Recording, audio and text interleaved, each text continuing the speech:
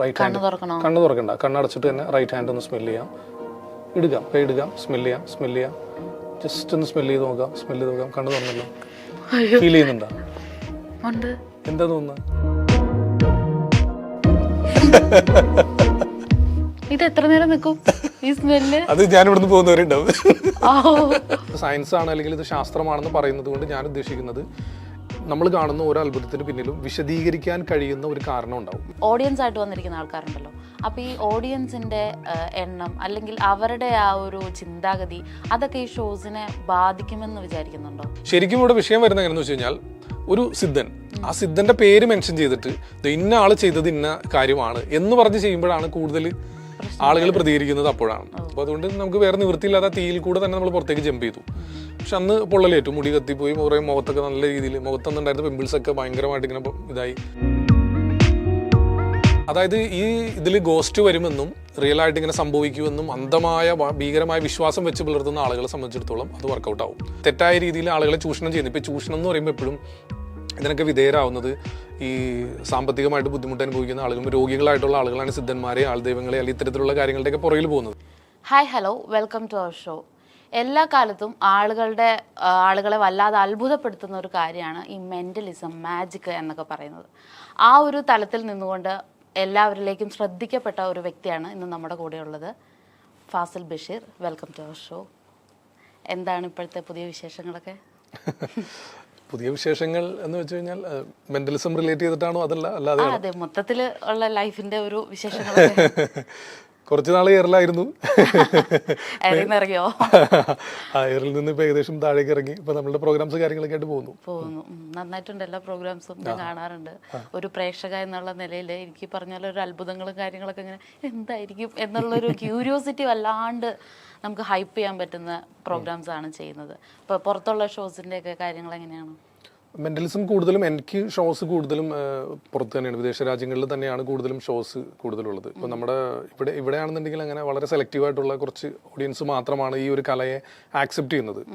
അപ്പോൾ എനിക്ക് തോന്നുന്നു മാജിക് എന്ന് വെച്ചാൽ നമുക്ക് മുൻപ് നമ്മളിപ്പോൾ അവതരിപ്പിക്കുന്ന സ്റ്റേജിൽ പെർഫോം ചെയ്യുന്ന സമയത്ത് ഉപകരണങ്ങളുടെ സഹായത്തോടെയൊക്കെയാണ് നമ്മൾ ചെയ്യുന്നത്. അപ്പോൾ നമ്മൾ സംസാരിച്ചില്ലെങ്കിലും ഒരു മ്യൂസിക് ഒക്കെ ഇട്ട് നമുക്ക് പെർഫോം ചെയ്യാൻ പറ്റും. ഇപ്പോൾ ഒരു കാലിയായിട്ടുള്ളൊരു ബോക്സ് കാണിക്കുന്നു, അത് കാലിയാണ് എന്നുള്ളത് ആളുകൾക്ക് അറിയാം. നമ്മളിങ്ങനെ ഓപ്പൺ ചെയ്ത് ഇങ്ങനെ കാണിച്ചാൽ മാത്രമേ, നമ്മൾ പറയണ്ട ഇത് കാലിയാണ് എന്ന് പറയേണ്ട കാര്യമില്ല. അതിനുശേഷം അത് അടയ്ക്കുന്നു, കുറച്ച് മൂവ്മെന്റ് കാര്യങ്ങൾ, ഒരു ആക്ഷൻസ്, മാജിക്കിൻ്റെതായ ആക്ഷനൊക്കെ കാണിച്ച് അത് ഓപ്പൺ ചെയ്യുമ്പോൾ അതിനകത്ത് മിഠായി വരുന്നു, അല്ലെങ്കിൽ പ്രാവ് വരുന്നു, അല്ലെങ്കിൽ അപ്പോൾ അതിലൊരു അത്ഭുതം, കാലിയായ ഒരു ബോക്സിൽ ഒരു വസ്തുവിനെ പ്രൊഡ്യൂസ് ചെയ്തു എന്നുള്ളത് ആളുകൾക്ക് അറിയാം. നമ്മളത് പറഞ്ഞു കൊടുക്കണ്ട.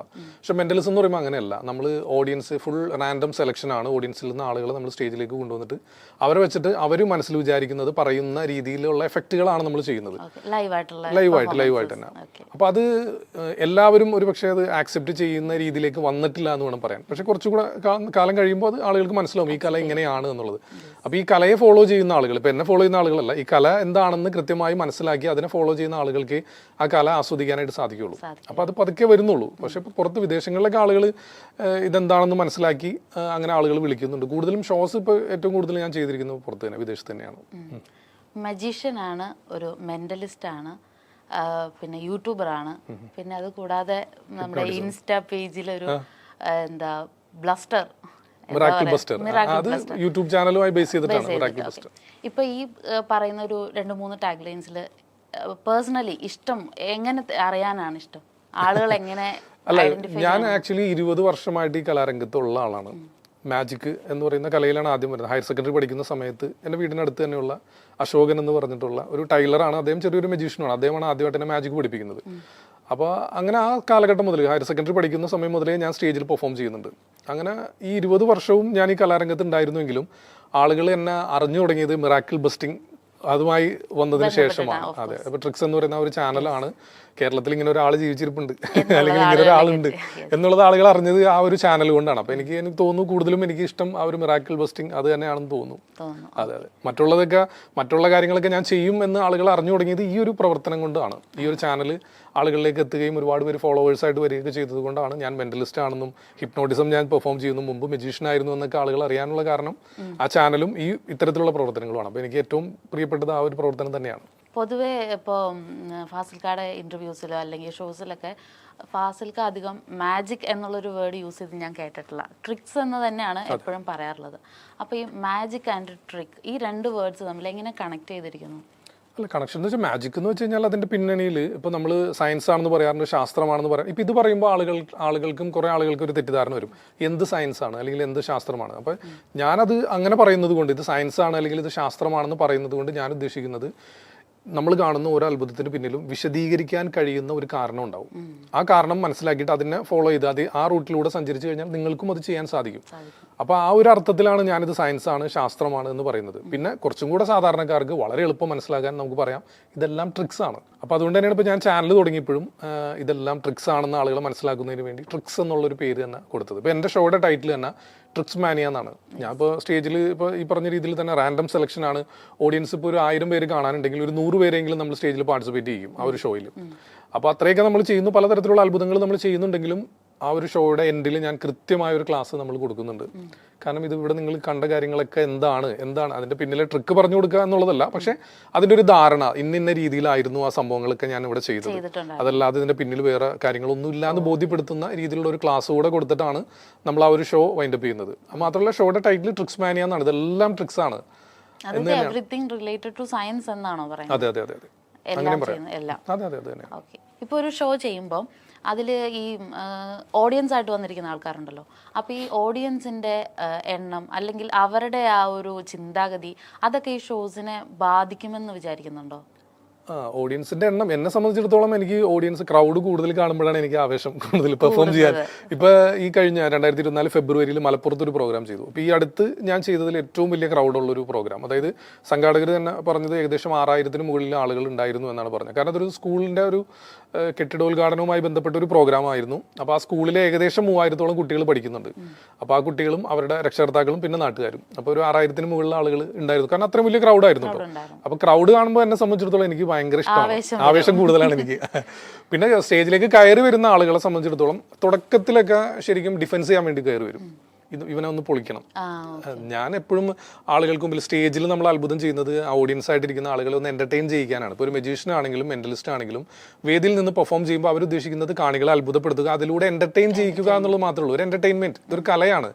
ഒരു മെന്റലിസ്റ്റ് എന്ന് വെച്ചാൽ ഒരു കലാകാരനാണ്. നിങ്ങളൊന്ന് എന്റർടൈൻ ചെയ്യിക്കാൻ വേദിയിൽ നിന്ന് പെർഫോം ചെയ്യുന്ന ഒരു വ്യക്തി. അപ്പോൾ ചില ആളുകൾ ഇത് മനസ്സിലാക്കാതെ, ഞാനത് ആവർത്തിച്ച് പറയാറുണ്ടെങ്കിലും ചില ആളുകൾ എന്താ പറയുക, സ്റ്റേജിൽ കയറി വന്നിട്ട് നമ്മളെ ഒന്ന് പൊളിക്കാൻ വേണ്ടി, മീൻസ് ഇത് ഈ തട്ടിപ്പാണ് എന്നുള്ള രീതിയിൽ ആളുകൾ ആ ട്രാക്കിൽ ചില ആളുകൾ തുടക്കത്തിലൊക്കെ കയറി വരുമായിരുന്നു. അപ്പം അങ്ങനെ വരുമ്പോൾ നമ്മൾ ഒരു പ്ലാൻ എ പ്ലാൻ ബി ഒക്കെ നമ്മൾ എല്ലാത്തിനും നമ്മൾ കണക്കാക്കിയിരിക്കുന്നുണ്ട്.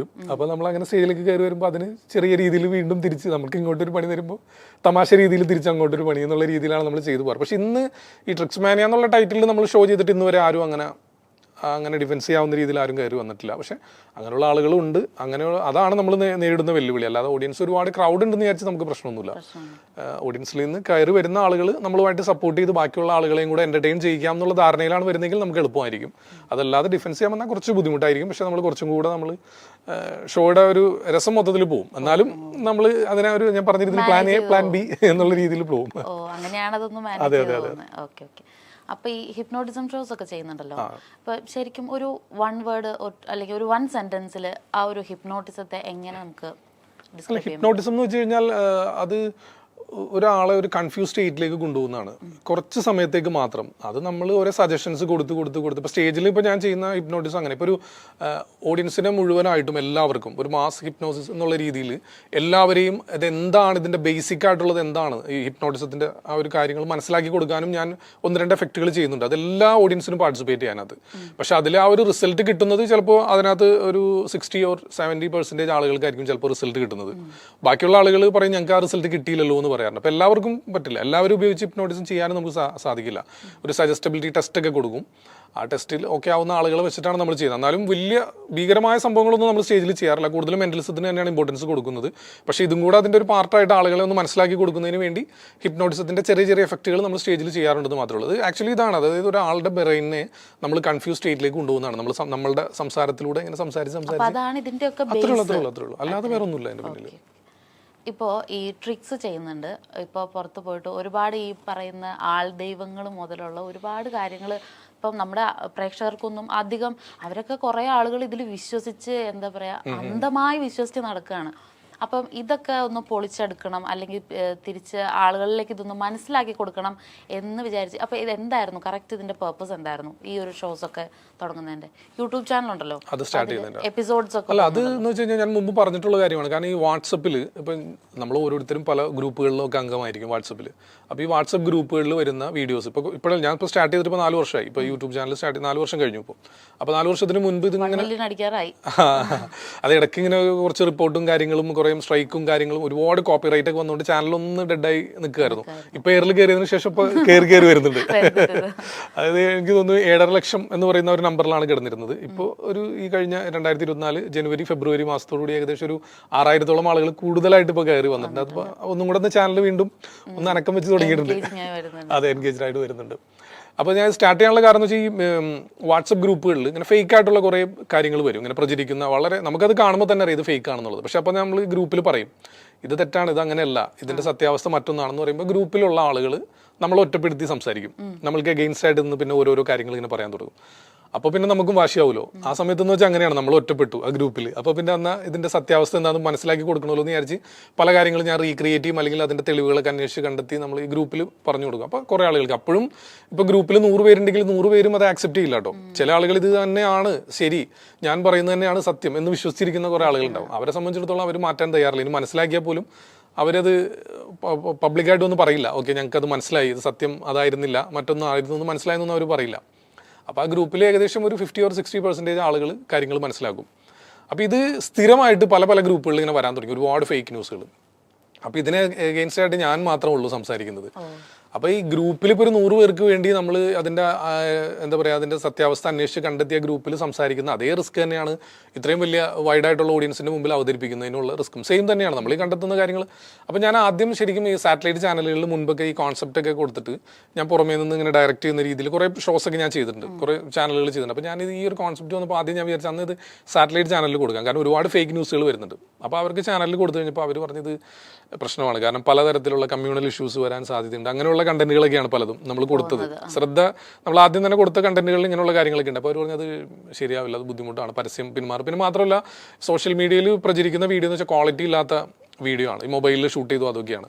അപ്പോൾ അത് നമ്മൾ കാണിച്ചിട്ട് അതിൻ്റെ റീക്രിയേഷൻ അതെങ്ങനെയാണെന്ന് വിശദീകരിച്ചു കൊടുക്കുക. അപ്പോൾ അതൊക്കെ വരുമ്പോൾ ഒരു ക്വാളിറ്റി ലോസ് വരുന്നുണ്ട്, പല പല പ്രശ്നങ്ങളൊക്കെയാണ് അവർ പറഞ്ഞത്. പ്രധാനമായിട്ട് പരസ്യക്കാരൊക്കെ പിന്മാറും, കാരണം ഇങ്ങനെയുള്ള ഇഷ്യൂസൊക്കെ വന്നു കഴിഞ്ഞാൽ. അങ്ങനെ കുറേ ചാനലുകൾ സമീപിച്ചു, അവരൊക്കെ പിന്മാറി കഴിഞ്ഞപ്പോൾ യൂട്യൂബിനെ പറ്റി എനിക്ക് യാതൊരു ധാരണയില്ല. യൂട്യൂബിൽ ഇങ്ങനെ ഒരു സാധ്യതയുണ്ട്, യൂട്യൂബ് ചാനലിൽ ഇങ്ങനെ സബ്സ്ക്രൈബ് ചെയ്യണം, അങ്ങനെ അതൊന്നും എനിക്ക് അറിയില്ല കേട്ടോ. അതിനെപ്പറ്റി എനിക്ക് യാതൊരു ധാരണയില്ല. എനിക്കൊരു ഫേസ്ബുക്ക് പേജ് ഉണ്ടായിരുന്നു, ഫാസിൽ ബഷീർ എന്ന് പേരുള്ളൊരു പേജ് ഉണ്ടായിരുന്നു. അതിൽ ഏകദേശം ഒരു 2000-2500 ഫോളോവേഴ്സ് ഉണ്ടായിരുന്നു ആ പേജിൽ. പ്രൊഫൈലല്ല, ഒരു പേജ് സ്റ്റാർട്ട് ചെയ്തിട്ടുണ്ടായിരുന്നു. അത് മാത്രമേ നമുക്ക് അറിയുള്ളൂ. അപ്പോൾ അങ്ങനെയാണ് ഞാൻ അപ്പോൾ എൻ്റെ സ്റ്റുഡിയോയിലുണ്ടായിരുന്ന ഒരു സ്റ്റാഫാണ് പറഞ്ഞത് നമുക്ക് യൂട്യൂബിൽ നമുക്കിത് ഈ കണ്ടന്റ് നമുക്കൊന്ന് അപ്ലോഡ് ചെയ്യാം. അങ്ങനെ അവനാണ് എനിക്കിത് തുടങ്ങി തരുന്നത്. എനിക്കറിയില്ല, അപ്പോഴും എനിക്ക് ഇതിനെപ്പറ്റി അറിയില്ല. അങ്ങനെ ആദ്യത്തെ ഏകദേശം ഒരു 10-15 വീഡിയോകൾ എവിടെ നിന്നൊക്കെ കിട്ടിയ മ്യൂസിക്കും ബാക്ക്ഗ്രൗണ്ടൊക്കെ കൊടുത്തിട്ടൊക്കെയാണ് നമ്മൾ ചെയ്തത്. പക്ഷെ അത് 1000 സബ്സ്ക്രൈബേഴ്സായി, പിന്നെ വാച്ച് അവർ ഒക്കെ ടൈമൊക്കെ ആയി ഇത് മോണിറ്റൈസ്ഡ് ആവുന്ന ആ ഒരു സമയത്ത് തന്നെ ആദ്യം തന്നെ കോപ്പിറൈറ്റ് വന്നു. ആദ്യം വിട്ട് ഏകദേശം ഒരു 15 വീഡിയോ തന്നെ കോപ്പിറൈറ്റ് വന്നു, കാരണം മ്യൂസിക് കോപ്പിറൈറ്റ് ഉള്ളതായിരുന്നു. അപ്പോഴാണ് പിന്നെ ഓരോന്നോരോന്ന് പിന്നെ നമ്മൾ അങ്ങനെ പഠിച്ചാണ് പോയത്. അതല്ലാതെ ഇതിൽ നിന്നൊരു വരുമാനം കിട്ടും, ഇങ്ങനെ കുറേ ആളുകൾ സബ്സ്ക്രൈബ് ചെയ്യണം ഇത് കാണണമെങ്കിൽ എന്നൊക്കെ ഉള്ളതൊക്കെ ഇത് തുടങ്ങുന്ന സമയത്ത് ഈ സ്റ്റാഫ് പറയുമ്പോഴാണ് ഞാൻ അറിയണം ഇങ്ങനെയൊക്കെ പറയണം എന്നുള്ള കാര്യങ്ങളൊക്കെ. പക്ഷെ അപ്പോഴും നമ്മൾ തുടങ്ങിയ സമയം മുതലേ കണ്ടന്റ് ഇങ്ങനത്തെ ആയതുകൊണ്ട് ഞാൻ എല്ലാവരും വന്നത് സബ്സ്ക്രൈബ് ചെയ്യുക, എല്ലാവരും ലൈക്ക് ചെയ്യുക, എല്ലാവരും ഷെയർ ചെയ്യാന്ന് ഇതുവരെ നമ്മൾ പറഞ്ഞിട്ടില്ല. ഞാൻ പറയാറുള്ളത്, ഞാൻ പറയുന്ന കാര്യം സത്യമാണെന്ന് നിങ്ങൾക്ക് വിശ്വാസം ഉണ്ടെങ്കിൽ, അല്ലെങ്കിൽ നിങ്ങൾക്ക് തോന്നുന്നുണ്ടെങ്കിൽ, തുടർന്നും കാണാൻ ആഗ്രഹമുണ്ടെങ്കിൽ മാത്രം, അങ്ങനെയുള്ള ആളുകൾ മാത്രം ഇവിടെ സബ്സ്ക്രൈബ് ചെയ്തത്. കാരണം കണ്ടന്റുകൾ ഇങ്ങനത്തെയാണല്ലോ. എല്ലാവരും തുടക്കത്തിൽ ഞാനിപ്പോൾ പറഞ്ഞില്ല, ഇപ്പോൾ ഈ 2024 ഈ പറഞ്ഞ മുതുകാട് ഇഷ്യൂമായി ബന്ധപ്പെട്ട് ഞാൻ എയറിൽ കയറുന്നത്. പക്ഷെ അതിനു മുമ്പ് ഞാൻ സ്ഥിരം എയറിൽ തന്നെ ആയിരുന്നു. കാരണം ഇത്തരത്തിലുള്ള ഓരോ വിഷയങ്ങൾ നമ്മൾ കൈകാര്യം ചെയ്ത് ഇങ്ങനത്തെ ആയതുകൊണ്ട് തന്നെ അതെ സ്ഥിരമായിട്ട് എയറിൽ തന്നെ ആയിരുന്നു. പക്ഷെ 1 വർഷം 1.5 വർഷം കഴിഞ്ഞപ്പോഴാണ് ആളുകൾക്ക് മനസ്സിലായി തുടങ്ങിയത്. കാരണം ട്രിക്സ് ചാനൽ പറയുന്നത് തെളിവിൻ്റെ അടിസ്ഥാനത്തിലാണ്. അപ്പോഴും എല്ലാവർക്കും അല്ല, കുറച്ച് ആളുകൾക്ക്. അങ്ങനെയാണ് പിന്നെ സബ്സ്ക്രൈബേഴ്സിൻ്റെ എണ്ണം കൂടി ഏകദേശം ഇപ്പോൾ ഒരു 7.5 ലക്ഷം ആളുകൾ നമ്മൾ എന്താ പറയുക യൂട്യൂബിലും ഫേസ്ബുക്കിലും ഒരു 3 ലക്ഷത്തിൻ്റെ അടുത്ത ആളുകളും ഫേസ്ബുക്കിലുമായിട്ട് നമ്മൾ ഫോളോ ചെയ്യുന്നത്. ഇപ്പോൾ ഈ സോഷ്യൽ മീഡിയയിലൊക്കെ കാണുന്ന ഈ ഫാസിൽ ബഷീറിൻ്റെ ഏറ്റവും തുടക്കം, ആ സ്റ്റാർട്ട് അതെങ്ങനെയായിരുന്നു? ഫസ്റ്റ് വാർത്തകളിൽ വരുന്നത് ഫയർ എസ്കേപ്പ് എന്ന് പറയുന്ന ഒരു സാഹസിക പ്രകടനം അവതരിപ്പിച്ചിട്ടാണ്.